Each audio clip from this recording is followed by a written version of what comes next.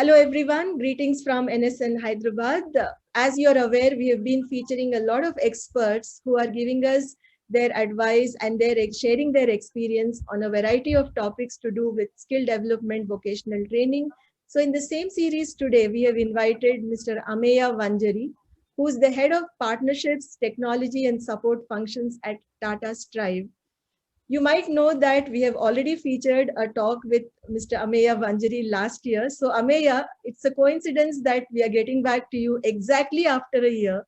So tell us more about from where we left last time. We were talking about the holistic approach to blended learning, digital learning, etc. at Tata Strive, particularly in the wake of COVID-19. So how has this worked over the last year? Can we now go back and revisit and learn more from you? Thank you, Madhuri. Thank you for inviting me. It's always a pleasure to speak to you and to the NSN team. And first of all, before I answer your question, I would like to congratulate you and the NSN team for reaching a milestone of 6 years, the anniversary that you celebrated. Coming to your question, Madhuri, the last year has been quite a learning experience, if I may use the word. It has been challenging on one hand. On the other hand, we have been able to demonstrate resilience based on the work that we did, based on the foundation that we created with our blended learning initiative and the initiative that we called as Strive 2.0. Very happy to share, Madhuri, that through this last 1 year on the blended learning model, we have continued delivering impact. In fact, around 30,000 learners have experienced the blended model, have been skilled through the courses across various centers, across the facilitators in the last 1 year. And in this journey, everyone has played a role. The facilitators have taken up to the challenge to adopt to a completely different world. The learners have learned new skills. The parents have supported us. At the same time, our partners, we are supported by a number of partners within and outside of the Tata Group, and they have extended their support in us following a completely different model. It's very heartening to see that we have been able to make a difference, even though we are going through a challenging time. So it's been a proof point of sorts that the model works. We can still continue to do our work if we actually stay resilient, if we demonstrate agility and adapt to the changing times. So it's been a fantastic, a defining year, if you will.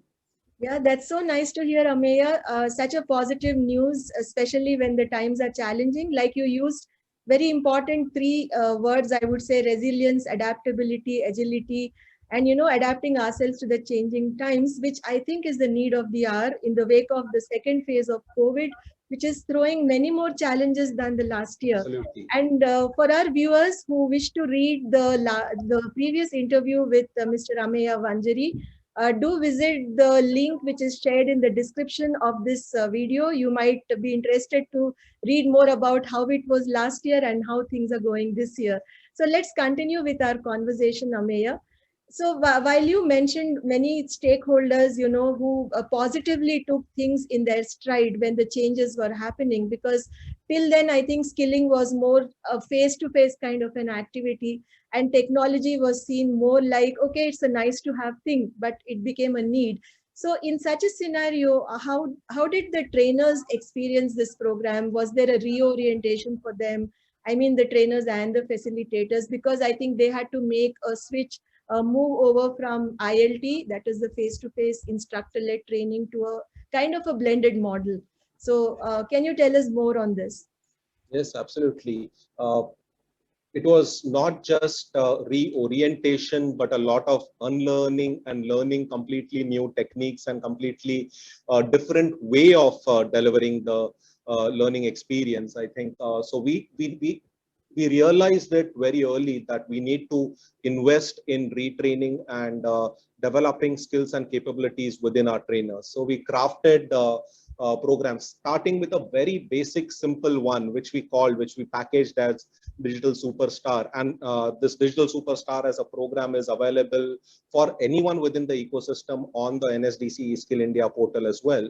Right. The Digital Superstar is a very simple program, giving simple skills of how to remain effective, how to be effective facilitators or trainers in the digital world, in the remote learning model, how to remain effective, starting with the basic skills of using technology effectively along with the students, having certain ground rules when you are having a session, a remote learning session, ground rules for the trainer, ground rules for the student.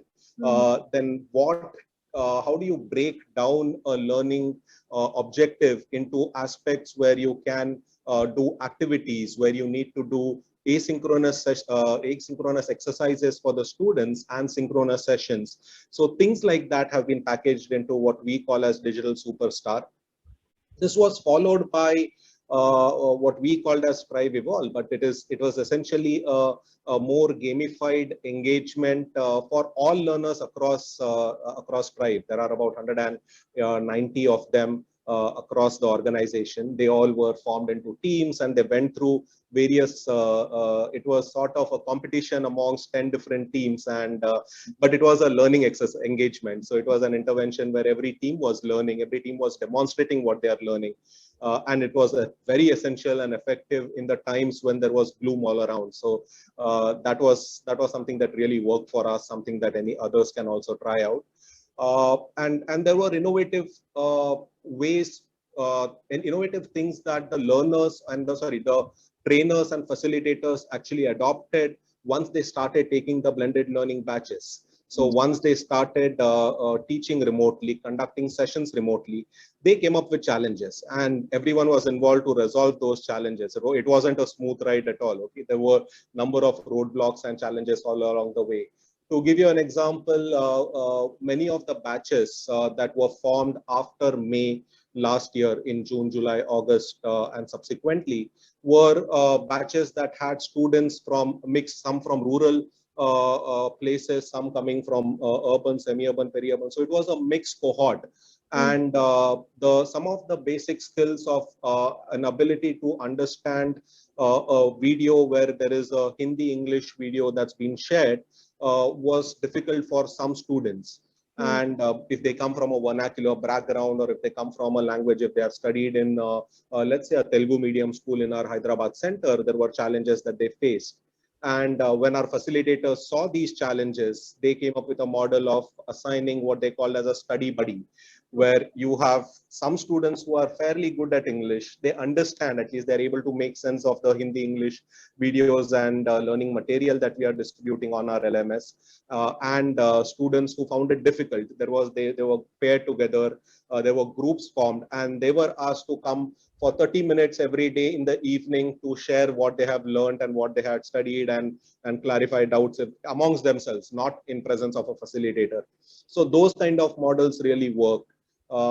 Flipped classroom became the norm. So every day, if the batch was given some certain things to study, to videos to look at, things to do, and next day the sessions would start. It is a 2 to 3 hour session. We can't have remote sessions for the day long as we used to have in our ILT or instructor led training days. So there were 2 to 3 hour sessions, and they used to start by the students actually playing back what they had learned. So flipped classroom became a norm.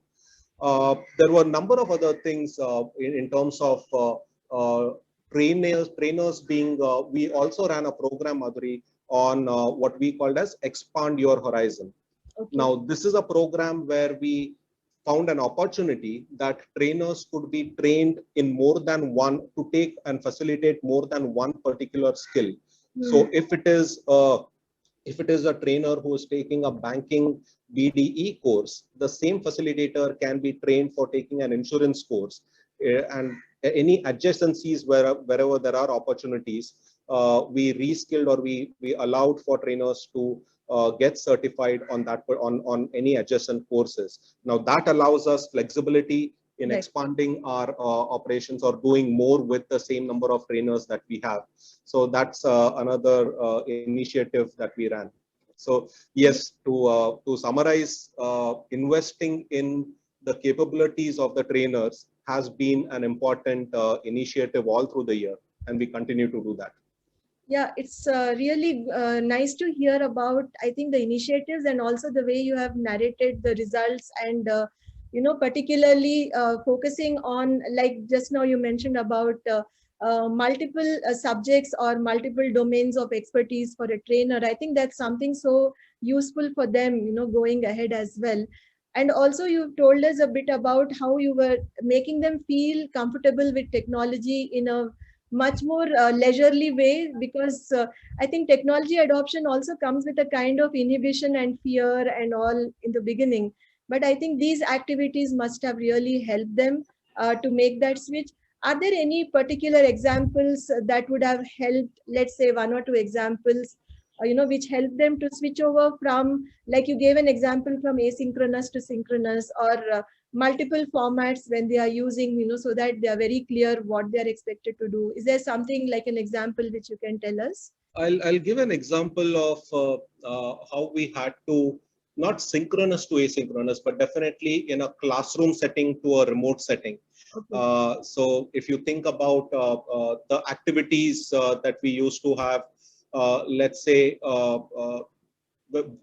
especially for our BPO batches, which for our customer CCE courses, the trainers have an activity for helping in communication, helping our learners communicate better, fearlessly come out and speak out. So there is an activity for various topics that are there in a bowl, and they pick up a topic and they have to speak about the topic.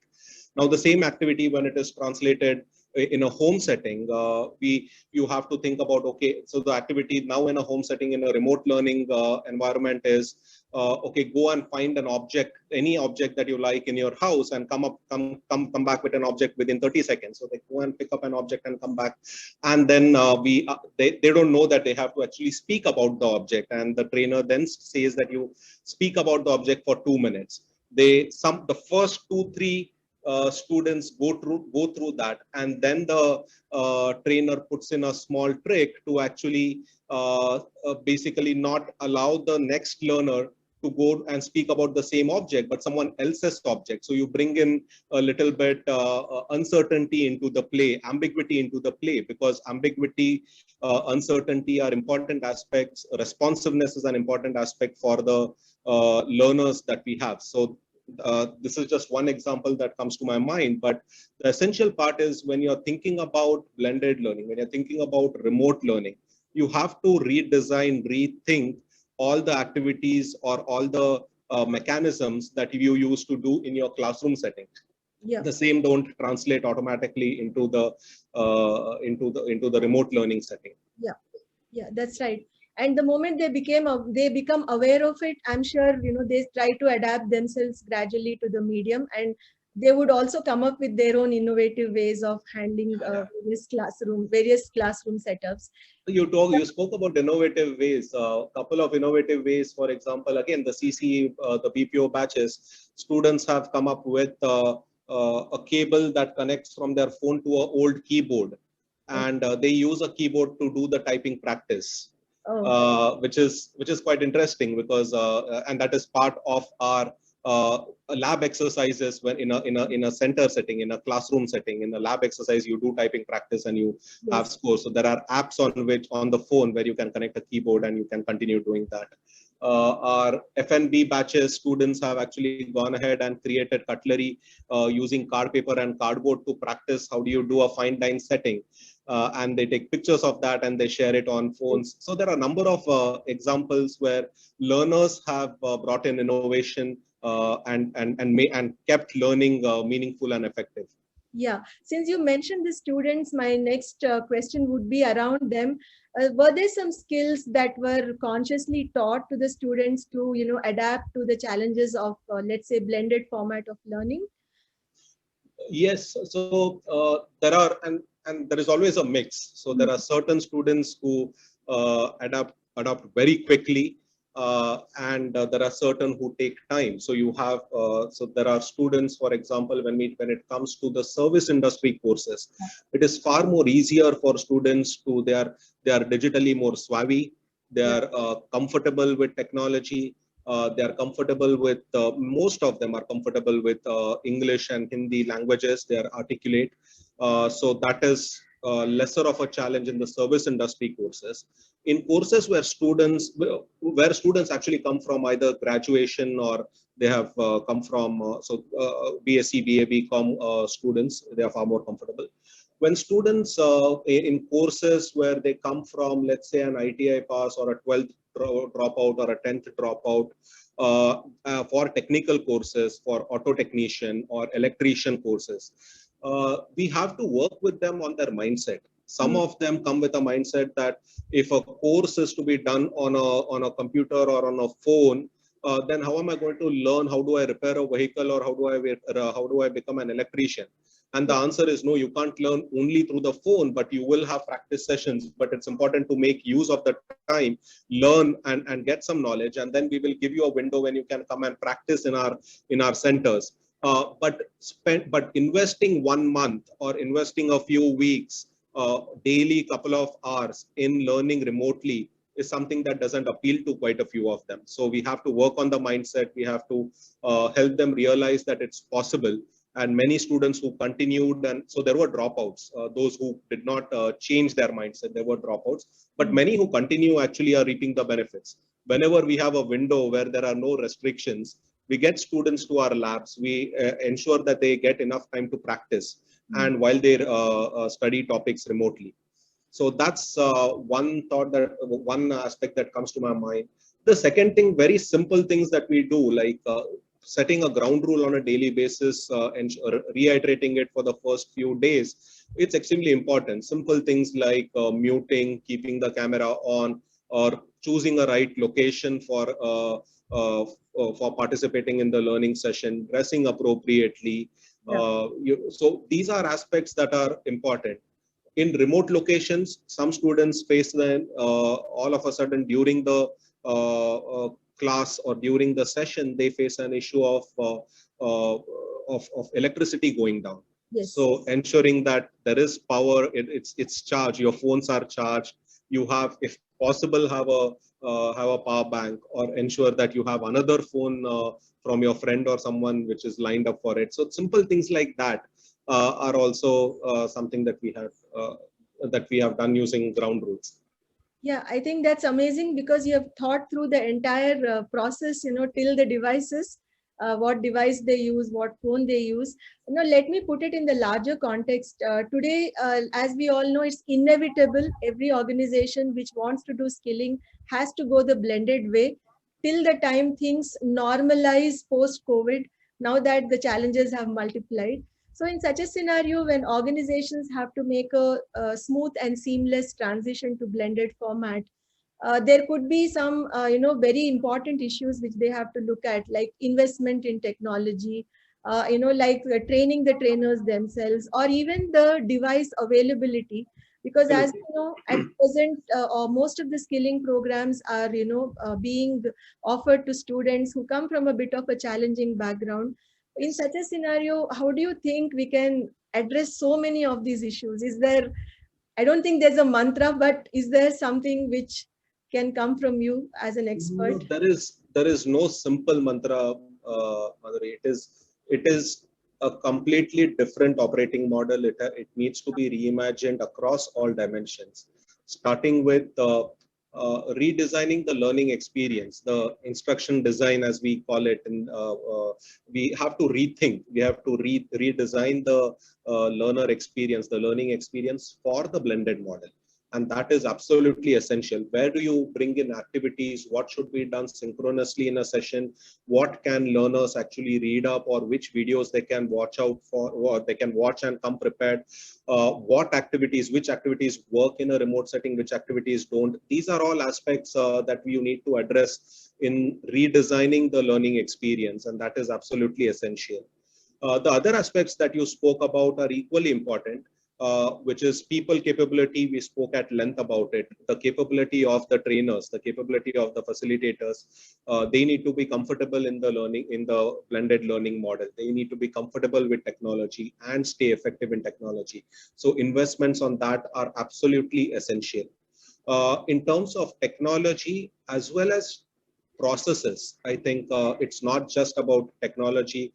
And by technology, I don't mean technology like Zoom or Google Meeting, which is obvious, which is a very small part of the entire thing that you need to think through.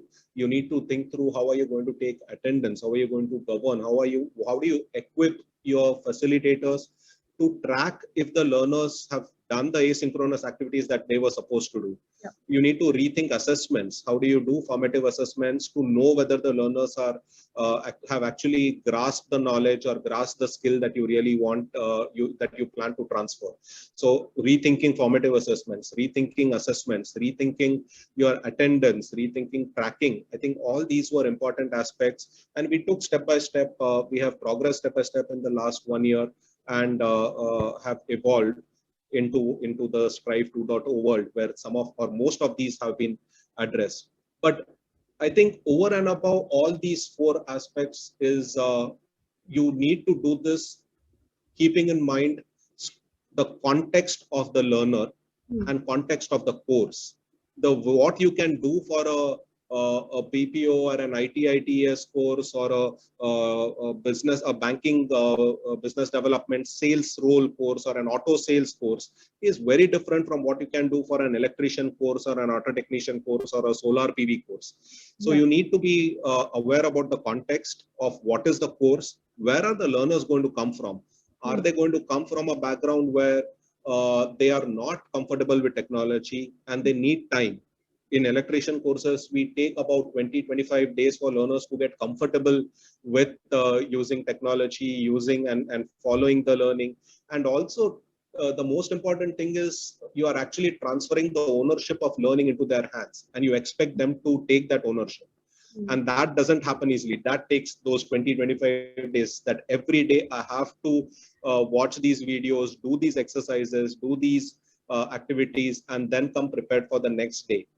That taking ownership of learning does take time. And in this process, we experience a larger number of dropouts. But if we do this effectively, those who stay actually benefit from the whole exercise. So I think it is about rethinking the entire life cycle. It is not just a piecemeal approach that's going to work. Yeah. So you also mentioned about reimagining, rethinking. Just now you were telling us about it. When we look at the way things have evolved, especially in the last year, we have this eSkill India portal, which has quite a lot of content, which I think training companies can use, training organizations can use. So what's your view and opinion about blending that content, let's say, with other strategies so that it becomes effective and not just a one-sided way of watching the videos or something? No, very true. So content today, whether it is eSkill India portal or various other aggregators, and many of the SSCs are also aggregating content and creating aggregated platforms for content. So from that standpoint, the content available is plenty, and every organization must look at it. We look at it. We look at what is available off the shelf, what is available. It's not a build anymore. Build is not the first choice. You don't have to develop content. You have to look at what's available. But the critical part is, again, what I mentioned in the previous question. It's about context. It's about creating a learning plan that works for you. It's about identifying what is the right blend and which are the right videos or nuggets or learning objects that are there, assets that are out there that we can use in your context. So I think that is extremely important. We have done that. Many of our blended learning courses are a combination of content available in some of the aggregators and content that we have developed ourselves. Okay. Okay. And also, like you said, it's between the choice between build and buy is definitely to buy. I mean, purchase or access from the aggregators, and then start blending it and using it as per the context, the requirements which are unique perhaps for every situation. Yeah. So I think till now you have given us a very clear picture about how things are shaping up, how things are going to unfold.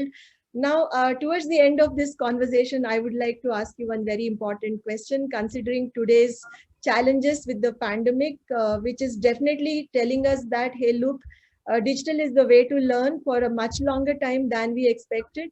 So from here, where do we go? What is the roadmap? What is in store for blended learning? And how about the model from Tata Strive? How is it, how can it be used, let's say, by other training partners and others who wish to, adapt it or adopt it? Sure. So starting with the last bit first, whatever we have done in terms of our assets, in terms of the content that we have developed, the systems, the processes, the trainer programs that we have, right from the beginning, Tata Strive had a two-pronged objective. One, to do it ourselves, and second, to help the ecosystem improve quality. So all of these, we are happy to partner with anyone within the ecosystem to actually share some of the assets and help them also adopt some of it. So that is definitely one of our objectives, and we work with quite a few partners, quite a few organizations within the ecosystem to sharing our assets, sharing our learning, and helping them improve quality. Coming to the first part of the question, what from here, moving ahead, how do we see things evolve? We can't deny the fact that some of the lockdown restrictions and the pandemic challenges are here to stay for a while. That is not going away. But having said that, if we adopt the model, if we show agility, if we adopt the change, if we reimagine and rethink how can we remain relevant and create a model that can deliver impact in the remotely as well, with a blend of remote learning and practice within our centers, I think this model is here to stay. This model, and my belief is this model will stay even after the lockdown restrictions end, even after we return back to whatever the new normal is. The new normal will be a blended learning normal for the skilling ecosystem is what I believe in. The few other small changes that we have been thinking about, Madhuri, I can share. One is there is definitely what this model has done and what the last 1 year has done for us is it has started questioning the role of the center and geography or location as a constraint in our mind. So is geography, location, center a constraint? At least for the service industry courses, so a facilitator is currently tagged to a center, is part of a center team, and therefore mobilization is done within a community, within a location. Mobilization is not done across the country. And but is that a model relevant, or should we start relooking at that model? Why can't we have a batch that comprises of learners that come from all over the country? There is no restriction. There is no reason if it's a service industry course where they do not have to come to a center to practice a skills, where skills can be practiced remotely, be it a cyber security skill, be it an Android skill, be it a banking sales skill, be it an auto sales skill, being a retail skills. These skills can be practiced remotely. So why don't we is geography a constraint at all? The second thing is what the model has shown is the blended learning model is increases our inclusiveness in one way, while it reduces inclusiveness in terms of those who do not have devices, and there is a big population who do not have access to devices or access to data plans. In every batch, we see about 5 or 6 who are dropped out or who do not join, who do not show up for the class, even though they are the most needy, because they do not have access to devices. That's one challenge. But on the other hand, it increases inclusiveness for learners who do part-time work, who are doing menial work, or who are earning some amounts through some work, and they have a few hours that they can spare with us on a daily basis. Now, those learners, the quantum of those learners is increasing. And then that is where we see an opportunity. Can we do can we offer a course where you can learn remotely for 4 days a week and come to the center for 1 or 2 days a week? So are those models something that can work and can increase inclusiveness or the reach of our courses even within our centers after the lockdown ends? And third thought that we always have on our minds, we don't have answers to it today, is even for the technical courses where you have far more practice hours that are there within our centers as well as OJT, but more importantly, the practice hours on a lab setting, be it our healthcare courses, be it our auto technician, electrician, solar courses, or even refrigeration and AC courses, where you actually need to practice on the lab environment. How do we optimize? How do we optimize that physical time that we need? Can we use technology for that? Can we use try using virtual reality? Can we try using simulators? Can we use demonstration of videos to actually reduce some of that time? Is it even possible to reduce some of the practice time? Is a question that is there on the back of the mind. Do I have an answer? No. The answer is no. Experiments are going on, but that is a question that we are looking at. The other option is, can we decouple the need for a practical lab setting within a center? Can I use labs that are there in the industry, so I do not restrict my mobilization around a center? If a batch has 3 from Aligarh, 5 from Lucknow, 6 from Delhi, and another 5 from Mumbai, can I identify locations for all these 4 cities where the learners can go and practice? Can I work with ITIs? Can I work with industry and say they just need practice, and these are the 5 things that if you practice, you can partner with us to create an impact and make a difference to this country? So that's the can I unbundle practical labs is something that we have been pondering, but we have a long way to go before we realize it. It's not a simple thing. It's a future a possibility, but a possibility that would be wonderful if we can realize it. I'm sure it will, because I think you've already started thinking on those lines. Like you said, this is something like you're partnering with the industry, with ITIs and all, that itself is a new thought, and they will have to accommodate many things, to help others come and practice the various, the implementation part of it. But one issue I think which needs to be really addressed is the availability of device and data and all to students who might be really needy. Like you said, they drop out. So perhaps I think this is one area where a lot needs to be done, so that maybe they get these devices, like on a loan, or I don't know, or maybe something is given free, for them, so that they start using it. There could be many ways, I guess, because just getting dropped out because of this may not be a good thing in the long run, I feel. Completely agree, and that's a challenge that we need to find the solution for, or at least try out certain things.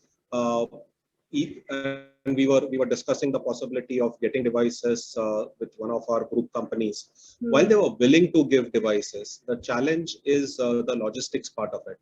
If learners come from all over the country, how do I actually manage logistics, and logistics not just one way, but reverse logistics also, if possible, if I have to reuse those devices for some of the other batches? I think those challenges remain. But having said that, it is an important challenge. There is no denying of the fact. Every batch, I was speaking to some of our facilitators, they were saying that every batch we see 1 or 2 or 3 learners who do not join, even though they are the most, when they do counseling, when you go through, let's say, an interest inventory, when you look at their profile and have a discussion, they are the ones who are the most needy. And they are not able to join the batch because of the device or data plan, or one device among 5 in a house, and that device has to be given to a sibling who is in a school, and they need it because of the time. So those challenges remain. So that's definitely, Madhur, it's an important challenge to address. Probably allocating some funds in programs is what something that we would be looking at in the coming days. Yeah. Okay. So besides these points, Ameya, is there something else you would wish to share with all of us? No, Madhuri, while I think we have shared a lot in the last, in the questions and in the conversation, I think while while there is gloom all around, I think if we are agile enough, and if we change our approach, if we adopt, if we accept that this is the reality, and reinvent our model, I think we can still continue to be to stay relevant and continue to make a difference. Is what I would share, and that's a big learning for us in the last 1 year. COVID has been, as I said before, has actually been a catalyst of sorts in actually speeding up the transformation that was bound to happen, but it has happened really fast in terms of adopting technology into skill development. So at least we have tasted the success of doing that, and the appeal to everyone would be to actually adopt and change and adopt the new models that are there, the blended learning models that are there. Yeah, I think on that note, what we can summarize here is that blended learning is here to stay. It has been given a big push by the pandemic, but then, it's also the reality in a country like ours. We can't do everything face to face. So let's take it very positively. And like just Ameya told us how the notion of a center, for example, a training center has changed. It's not a physical entity anymore. Maybe there could be many more things that get triggered off from here, which change our way of looking at skilling. So Ameya, thank you so much for sharing your expertise on blended learning, and also on the experience that Tata Strive had, and how others can benefit from it, and how they can get in touch with you to learn more or perhaps partner you. Thank you so much for doing this, for giving this talk today. I look forward to be in touch with you. Thank you, Madhuri. It's been a pleasure. Looking forward. Thank you. Bye.